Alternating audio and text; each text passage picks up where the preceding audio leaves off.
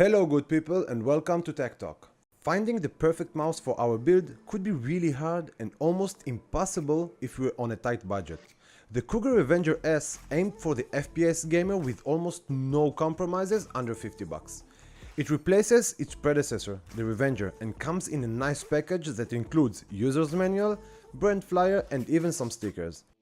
Since the button is located on the left side, this is a right-handed mouse only, but ergonomic wise you can use it as a lefty as well, as long as you will change the buttons in the software.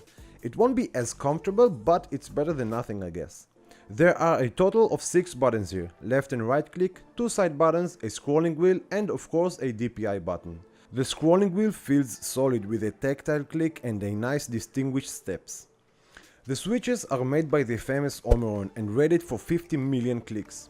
Like all the good specs there are in this mouse, the sensor is the Pixar 3360. A solid choice here as well, even though it's not the latest one out there. While using the mouse for quite some time now, I didn't notice any huge differences from other mice. With wide range of DPI options, this mouse is great, even though there are some higher specs models out there. Personally, I can't see who will use a 12,000 or even more than 4,000 DPI modes. One of the main characteristics of this mouse is its polling rate. With 2000 Hz, it's 2 times faster than most of the choices out there. Polling rate is basically how many times the mouse transmits data to our PC. A higher polling rate means the more accurate and consistent we can get.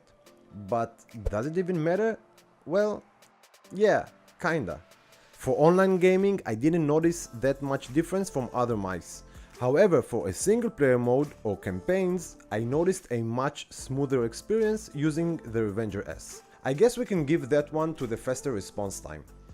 Ergonomically, the mouse fits perfectly in normal size hands, while being slightly lower than the Logitech G403 with the smaller side buttons as well. On the top, there's a nice smooth texture followed by a rubberized material for both sides of the mouse. That should provide a better grip for long periods of time. Perfectly normal use for gamers.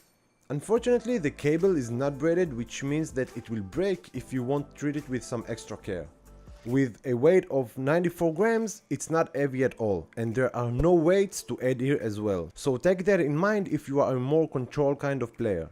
RGB is not to be forgotten here as well, with a 2-zone RGB LED followed with a nice software to use and a dedicated DPI RGB colors to know our speed mode at any given moment.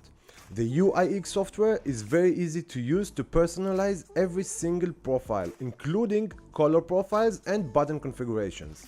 Overall, we really loved what this budget mouse can offer, and it should be considered on your next shopping rage.